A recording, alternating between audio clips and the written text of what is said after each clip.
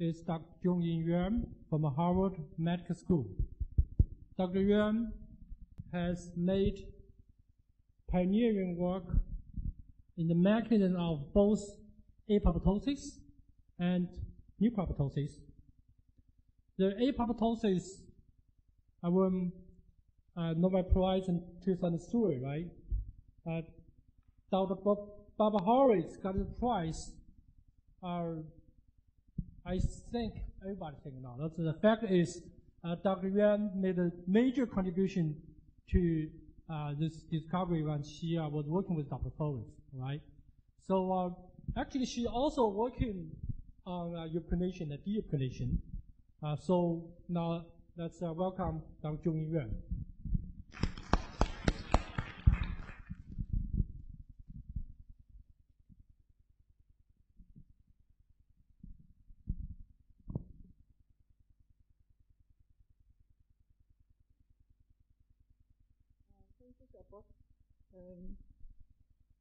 For the introduction, and also want to thank the organizers, Ivan, Japin, Tomasu, Hong, who may or may not be here, for the invitation. And you have just heard elegant stories about monoubiquitination regulating protein degradation. But I'm just going to tell you is a story of ubiquitination regulating intracellular signaling independent of protein degradation.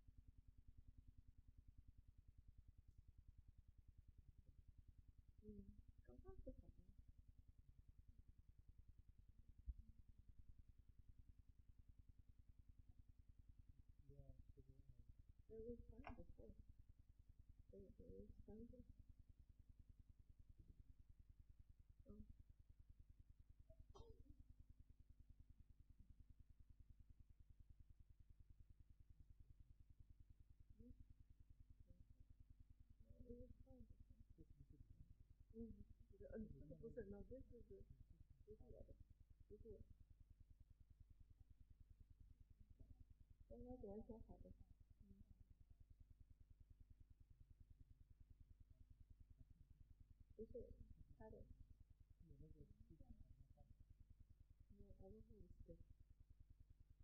Oh, there we go. Okay, thank you.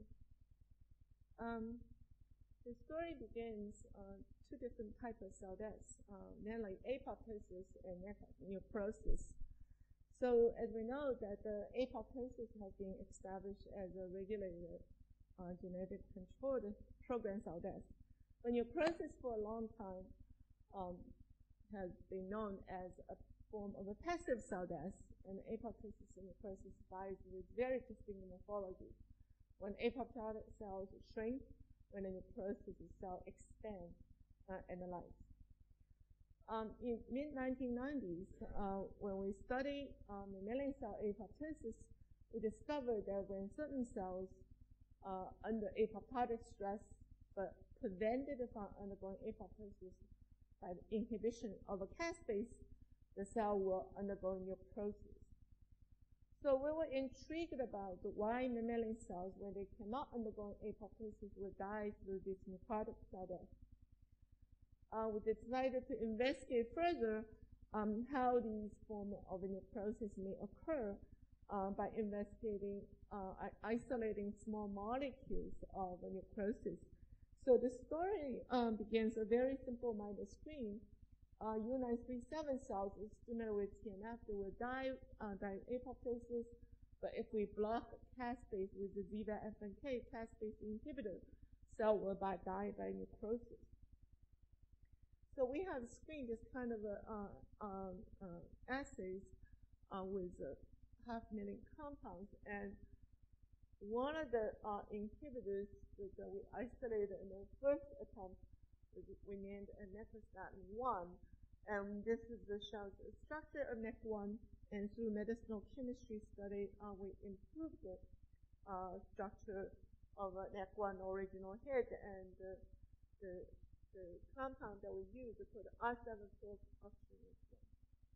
And someone just said that how specific is NEC1, and this was the experiment that done by Ender, who has this human kinones, about 500 different kinases.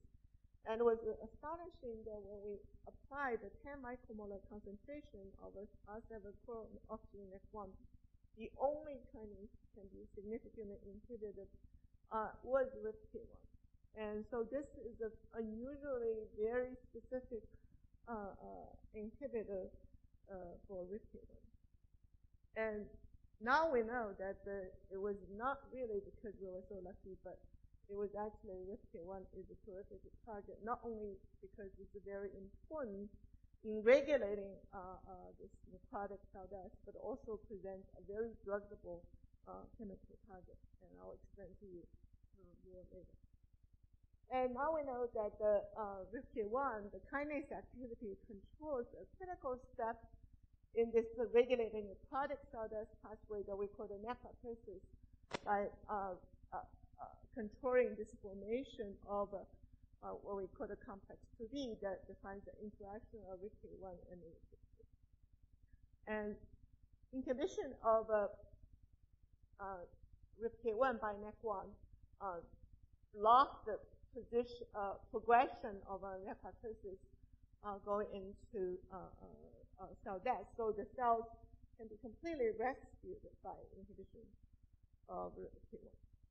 And this was co-crystal structure done in collaboration with Yuan lab, and shows that the NEC1 bounds RIPK1 presents a usual kinase fold, but on the back of ATP pocket is a hydrophobic pocket where the NEC1 bound, and the binding of NEC1 prevented the activation loop from moving out, so keeps the RIPK1 in the inactive conformation. So this hydrophobic pocket and now is the target of a multiple RIPK1 inhibitor, including the RIPK1 inhibitor developed by GSK, now in a phase 2 clinical trial for rheumatoid arthritis, Crohn's disease, and psoriasis, as well as by Denali Therapeutics.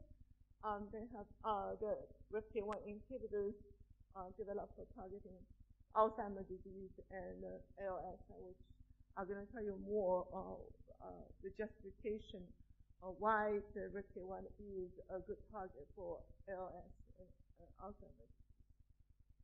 So using NEC1, and this is a table in a recent review that wrote for Nature Review Neuroscience, and summarized the studies done by different groups, including the work from my lab, presented evidence that inhibiting RIPK1 prevented multiple models of neurodegenerative diseases, including ALS, multiple sclerosis, Alzheimer's disease, stroke. Well, first study was demonstrated on the stroke model, and subsequently many studies demonstrated different aspects of beneficial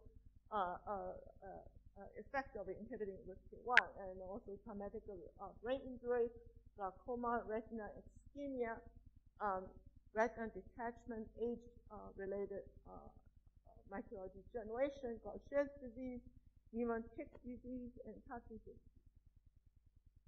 And here I'm going to summarize. This is going to be the summary slide for me, but I'm presenting here just in case that you get lost. This is the take-home message that I want you to remember. Basically, in the CNS, necroptosis is involved in mediating the degeneration of oligodendrocytes. As you know, the oligodendrocyte provides myelin to protect the axons and allow the proper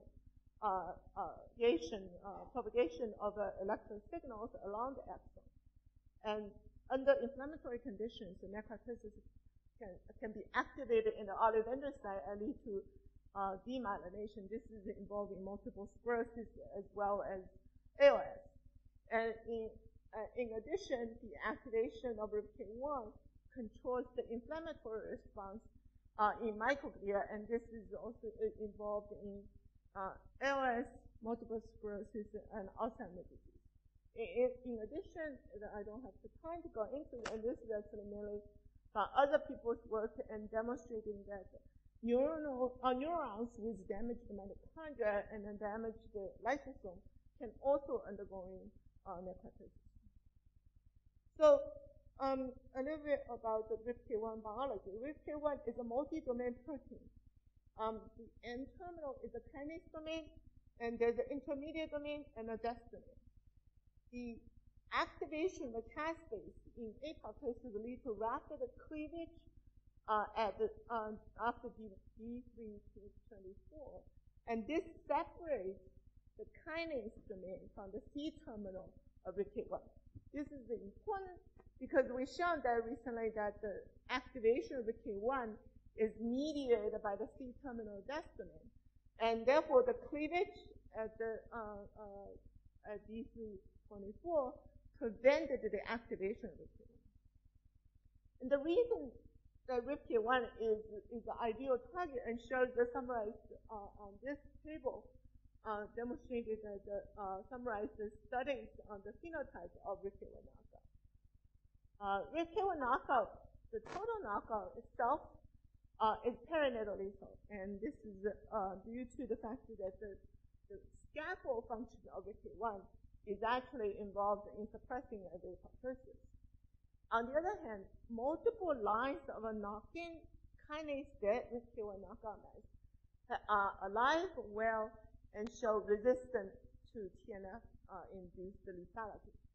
And that includes the kinase dead B138N knock-in mice, the K45A knock-in mice, and the C-terminal DES domain dimerization mutant mice, K5A4R mice. And these mice shows that demonstrate that the RIPK1 mediates the deleterious response in downstream of a TNF.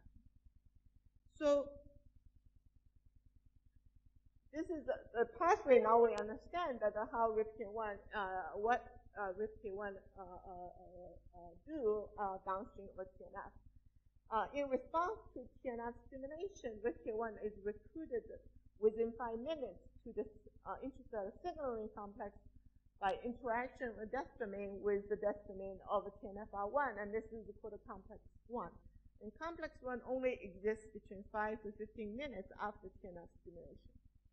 The scaffold function of RIPK1 is involved in immediate NF-κB activation, and this is why that you cannot completely knock out RIPK1 because this will lead to defects in NF-κB activation.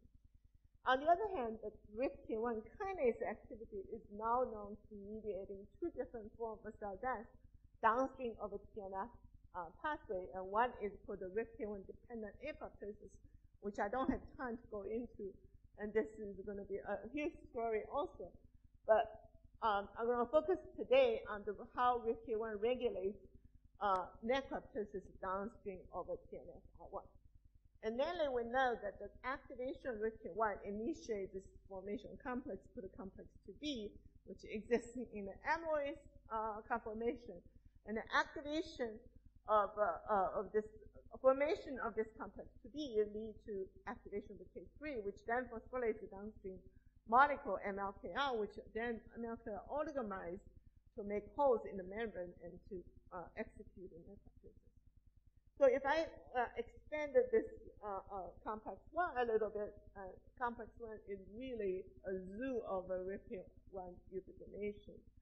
So within 5 to 15 minutes, RIPK1 is modified by multiple E3 ubiquitin ligases, including CIP1 and 2, and also N1 ubiquitination mediated by LUBAC. And this ubiquitination is also trained probably by K63D ubiquitinase, namely 820, and also N1 ubiquitinase mediated by CYLD and SPADA2. And this ubiquitination pattern or modification on RIPK1 and most likely add as the signaling intermediate by bounding or recruiting ubiquitin bounding proteins. For example, ABIN, NEMO, and I'm going to tell you a little bit more later. So this slide summarizes all the ubiquitination modification of RIPK1 that we know so far. RIPK1, the kinase domain is mediated. K115 is ubiquitinated by TELI1, which I'm not going to talk about today. And in addition, the ubiquitination at the KC77 involved in ubiquitination by CIP1 and 2. And this ubiquitination is responsible for recruiting TAP2 and 3, which in turn activates the TAC1. And TAC1 is a very important suppressor of RIPK1 by mediating multiple phosphorylation on RIPK1 suppressive phosphorylation, both directly and indirectly. And the intermediate domain is also a site of an N1 ubiquitination. We still don't know what the site. And N1 ubiquitination working as a scaffold to recruit multiple N1 ubiquitinating bonding proteins that includes NEMO, optimune, and ABIN, which I'm going to talk a little bit more today. So the complex, really complex and transient ubiquitination on RIPK1 in TNF-alpha stimulator cells presented as a signaling post to allow the bonding of a different ubiquitinating bonding protein. And all of these ubiquitinating bonding proteins, such as ABIN, NEMO, and optimune, they all contain a U-band domain that bonds primarily to N1 ubiquitination. So in a paper that we published in 2008, in this work, we conducted a genome-wide siRNA screen for the genes that when knocked down protect against necroptosis. However, we also found the screen, we also had a data set that we didn't publish at the time. That data set included genes that were knocked down sensitized to necroptosis. So sometime later, we realized this sensitizing database is really important because that includes ABIN1 and optimune. They both have negative Z-scores, and they both can bound to linear information. So I'm going to talk about the ABIN and optimune a bit more. So ABIN knockout is embryonic lethal in mice. So you cannot get any live-born wild-type mice, ABIN homozygous. But surprisingly, when we cross into RIPK1 kinase dead or RIPK3 knockout, now we can get Mendelian ratio of survival of a double knockout mice. So this tells us the ABIN, the lethality, embryonic lethality of the ABIN knockout mice is mediated by necroptosis. And that's validated by using mouse embryo fibroblasts. And ABIN knockout embryonic fibroblasts are highly sensitized to necroptosis, which can be suppressed in double knockout with RIPK3. And we can see the hallmarks of necroptosis, namely phospho-MLKL, is elevated in ABIN knockout cells in response to TNF cyclophosphamide zeta, which mediates necroptosis. The reason the ABIN knockout here shows that the recruitment, ABIN is recruitment into complex 2, but this recruitment actually depends on linear ubiquitination.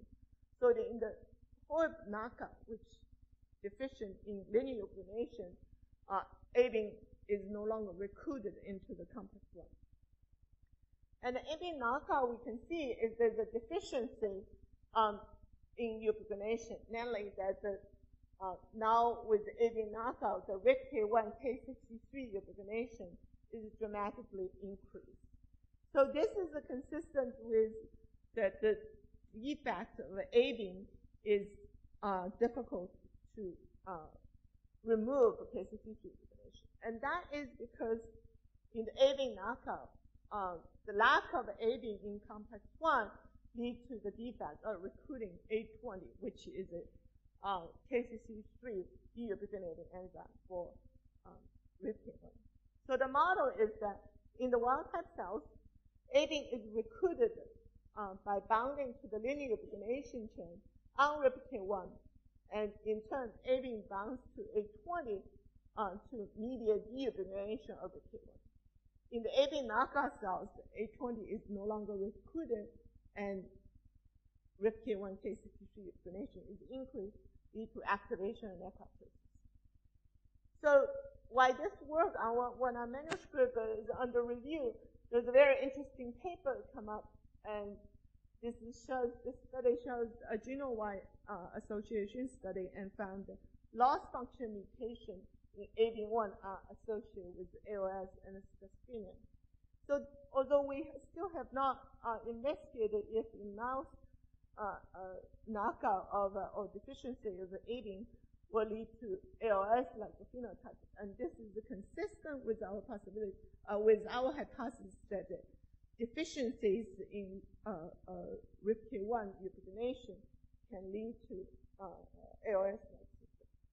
And this is directly related to another study that we actually published a year before in Science, and demonstrating that the optoimmune deficiency, as you remember, the optoimmune also bound to linear ubiquitination in complex 1 and is responsible for promoting activation of RIPK1 and necroptosis in ALS. So ALS is a devastating neurodegenerative disease that that's most rapid progression, and from the patient that's diagnosed, usually only can survive 3 to 5 years, and there's no way of treatment. And in the small subset of a Japanese family, deficiency in optoimmune gene was discovered. And optoimmune genes, as I described to you, includes a linear ubiquitination binding protein. And this is a study using knockout optoimmune cells, and we found that indeed that the optoimmune knockout cells are sensitized to necroptosis. They die much more. And this is because the binding of RIPK1 with RIPK3 in the optoimmune knockout cells are increased compared to the wild type. And the reason we believe that this is using the spinal cord optoimmune knockout mice, we found that the K48 ubiquitination of RIPK1 in the optoimmune knockout mice decreased. And that leads to increased levels of RIPK1 in the optoimmune knockout spinal cord. And that cause, we believe, is responsible for promoting the activation of RIPK1. And consistent with the difficulties of optoimmune knockout cells to turn over RIPK1, and we can see that in the optoimmune knockout map, with the cyclophosphamide chain, RIPK1 is much more stable in the optoimmune knockout cells. And this is a study using optoimmune knockout mice, and we look at the spinal cords of optoimmune compared to wild type and knockout spinal cord. And we found that the myelination in the optoimmune knockout spinal cord resembles the newborn myelination. And this was some of the papers where I read as a graduate student, because the myelination in the newborn mice not mature. So, and this resembles the newly myelinated axons. And this myelination defect can be observed in the optic-neural knockout spinal cord as young as 3 weeks and persists over 2 years. And we also observed the increase of kernel-positive cells in the optic-neural spinal cord. The exon number in optic-neural knockout spinal cords are decreased, and overall diameters of axons based on the imaging study increased optic-neural knockout.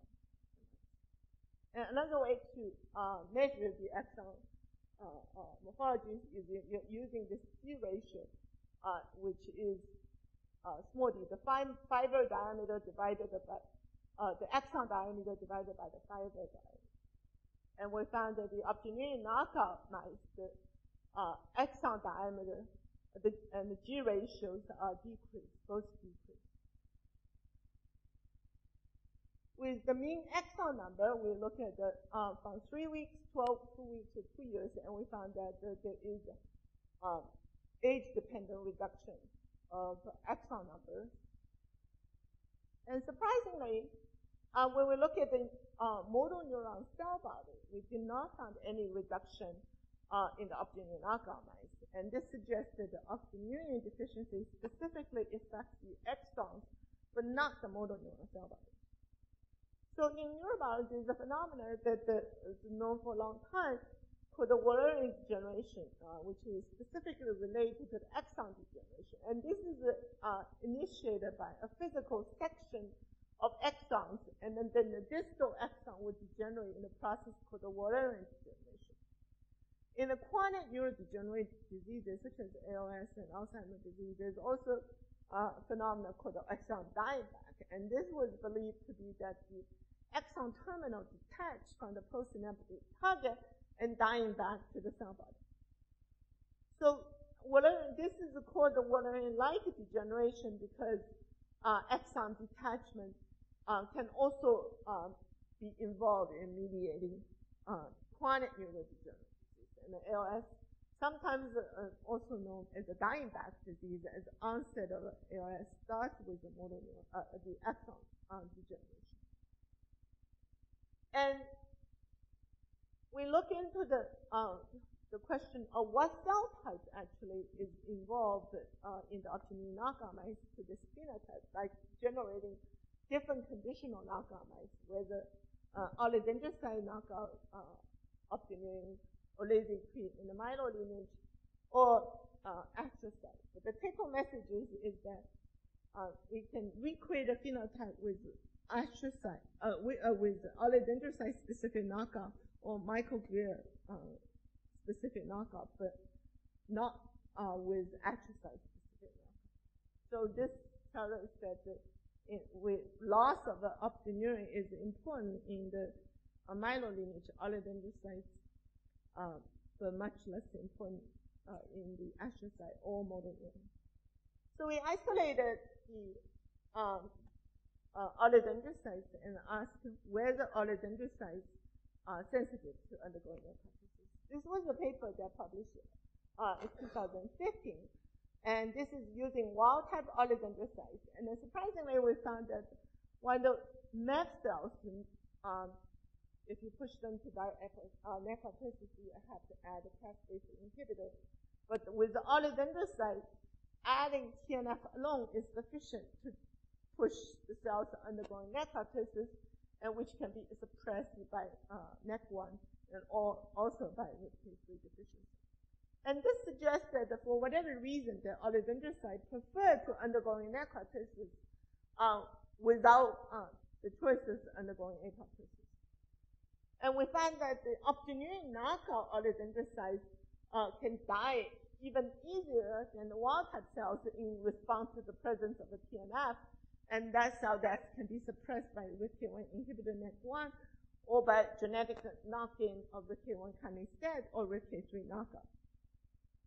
So this explains why optic-neural deficiency in oligodendrocyte can lead to degeneration of axon by demyelinating.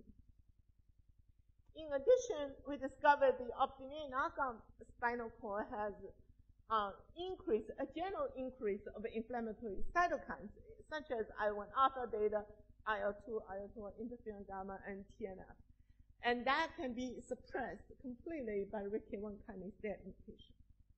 And in addition, we isolated microglia and discovered that RICK1 phosphorylation is increased, suggesting that the loss of optinine leads to activation of RICK1. So we now conducted an RNA-seq experiment and isolated the wild-type microglia, or optinine knockout microglia, or optinine knockout microglia with kinase dead, RICK1 kinase dead knocking mutation. And what we're surprised, we found the 1,300 genes whose expression pattern actually goes the opposite between the wild-type and optinine knockout. So this, you can see the wild-type high here, and optinine knockout is a blue, low. And reverse situations that when the genes that express low in the wild-type oligodendrocyte, microglia, they are high in the optinine knockout. And what's interesting is the inhibition of RICK1 in the optinine knockout plus RICK1 kinase dead mutation. Now the expression pattern is very similar to the wild-type. So this suggests that the deficiency of optinine in microglia lead to activation or transcription mechanism, and that leads to inflammatory response, which can be suppressed by inhibition of the RICK1. And this is some of the confirmation data. And furthermore, we found that the increase of tunnel positive cells in the optinine knockout spinal cord can be suppressed by RICK1 kinase dead mutation, by RICK3 knockout, or by chemical dosing of necroptosis. And furthermore, inhibition of RICK1 or RICK3, we can restore the exon defect, including the loss of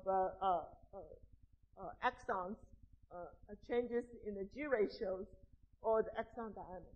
So suggesting that the necroptosis is involved in mediating exonal defect in the optinine knockout.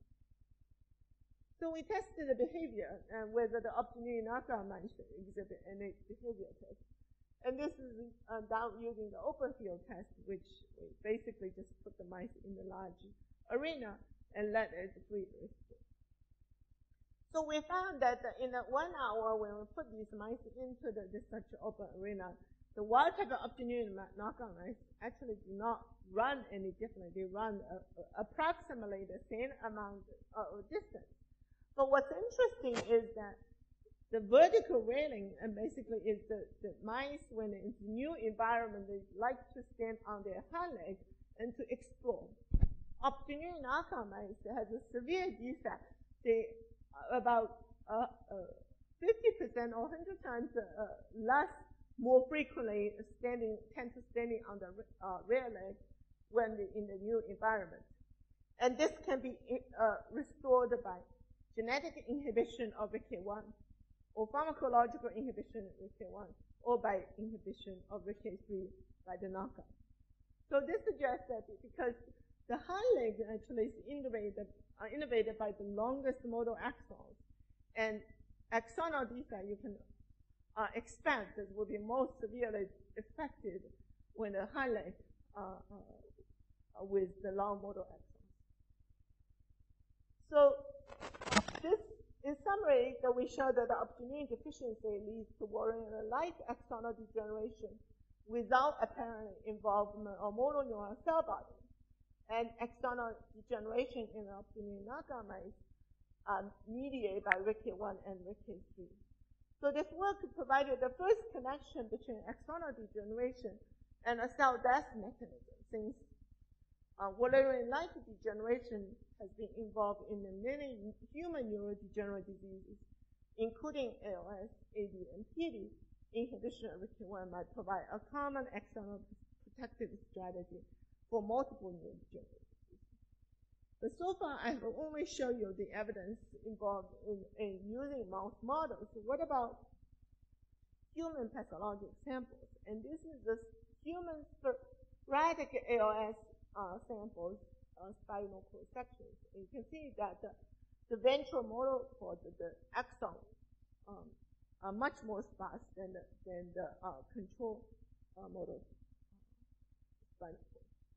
And furthermore, when we using Westbound extracted the proteins from control or ALS spinal cords and then analyzed the expression of RICK1, RICK3, phospho-MLKL, or phospho-RICK1 using these markers, and we found that of ALS spinal cords and showed dramatic increase in these proteins in the particular insoluble fraction.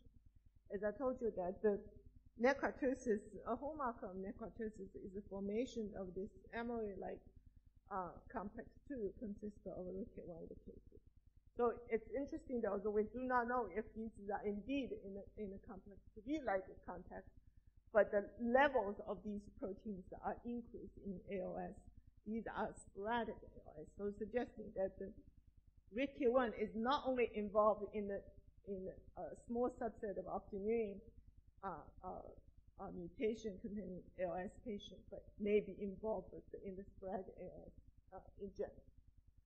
So this is a model for what we think that happens between RICK1-mediated inflammatory process in the microglia and necroptosis of oligodendrocytes. They positively reinforce each other by cell non-autonomous interactions of cytokines. In the last couple minutes, I want to tell you briefly about our study on Alzheimer's disease. So this is immunostaining of Alzheimer's disease for RICK1. The levels, as we show you that in the ALS, the expression of RICK1 is also increased. In particular increase is this insoluble fraction of RICK1. And we can see that the increased numbers of RICK1 positive microglia are found in the human ALS as well as in the mouse, in human AD samples as well as the mouse APPS1 mice. And we can decrease these the protein amyloid formation, the amyloid beta formation scanned by SIOS here, by after oral dosing of NEC1 for 1 month. The plaque scanned by PHS are significantly reduced in mice that have been dosed with NEC1 for 1 month. And we can also show the same phenomena with genetic inactivation of RICK1. The amyloid plaque, as shown by PHS, positive plaque decrease with the inhibition of RICK1. And behaviorally, APPS1 mice are known to be hyperactive. This hyperactivity reduced when we dose the mice with NEC1. And furthermore, we can also see the same phenomena by genetic inactivation of RICK1 using D138M mutation, and the hyperactivity is much less. And also, also using memory tests, this is water maze, we show that with NEC1 oral dosing, the memory deficits of APPS1 mice are reduced.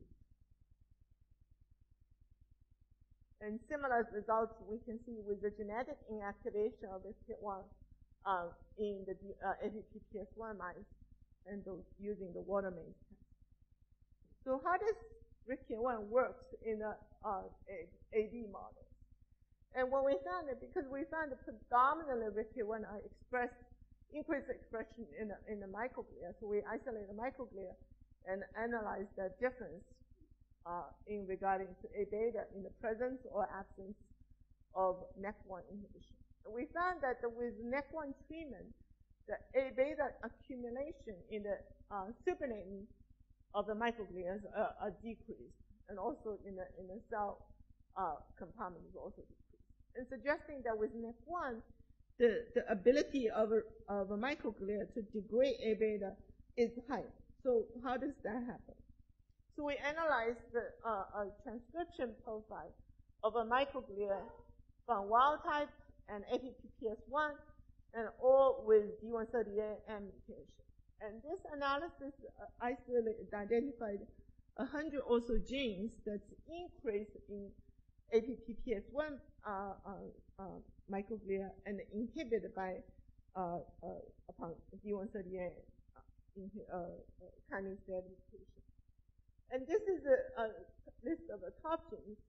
And these genes we picked because they have been shown to be increased not only in APPS1 mice, but also in the literature by other AD models, such as 5FAD model and LPS-stimulated mice, or with older mice and or ALS mice. And top of this gene is actually CST7, which encodes a cathepsin inhibitor in the lysosome.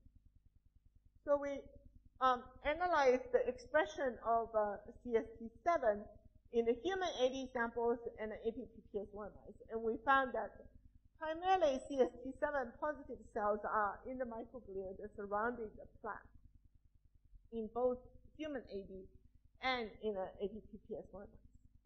So interestingly, last year there was a single-cell RNA-seq experiment in human AD and ALS identified this population of a microglia they call the disease-associated microglia, or DAM. And the top biomarker for DAM is actually CST7. So they hypothesized, this group hypothesized that DAM is involved in the phagocytic activity of disease proteins such as amyloid or other aggregated proteins. Because the CST7 is a lysosomal cathepsin inhibitor, inhibition of the CST7 has been shown to block lysosomal degradation power. So therefore, we can expect that the increased expression of a CST7 under these disease conditions, such as in APPS1 mice or 5AD mice, or in older mice, can reduce the power of a lysosome to inhibit, to reduce the power of a lysosome to degrade proteins. And interestingly, upon inhibition of RICK1, the induction of a CST7 in the APPS1 mice is significantly reduced. So this experiment tells us that to explain why when we're inhibiting RICK1 in the microglia, we can see increase the power of a microglia to degrade misfolded proteins, such as A beta. So this is, again, the model I showed you before, that in the microglia, RICK1 mediates an inflammatory response, and this actually controls the homeostatic power of a microglia to degrade misfolded proteins through the lysosomal pathway.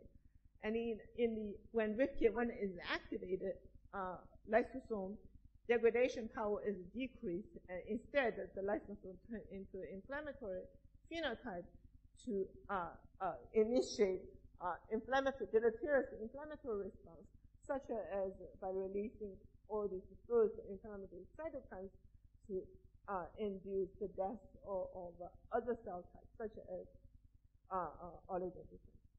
So in summary, so finally, I want to acknowledge the people who have done this work. Afternoon work, the science paper was Yasushi done primarily, and editing work was primarily done by Slawick. And they're both postdoc, and Yasushi is back in Japan, so Slawick still working for that. And I want to stop here. Thank you very much.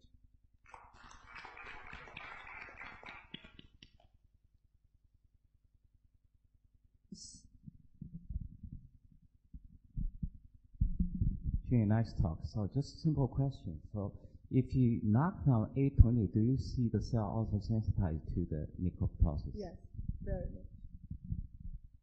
Yeah, A20 is actually originally isolated by Vishwa Dixie as a suppressor of and NF-κB. And I think a major function of 820 is actually now mediating, suppressing RISC-1 activation, because 820 knockout mice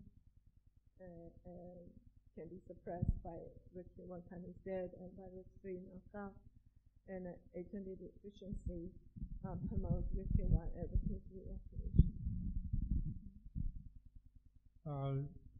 Actually, autophagy might also be involved in axon development, as optineurin is also the receptor for autophagy. So have you checked autophagy in the knockout mice? We have not checked it. I know this is a body of work by others, by Ivan Deke and Wayne Harper, and optineurin is known as receptor for ubiquitin binding protein for mediating damage to the mitochondrial degradation. And I think that the deficiency in optineurin can lead to autophagy deficiency, and that can in part explain why we see accumulation of RISC-1 because the turnover of these soluble proteins are defective.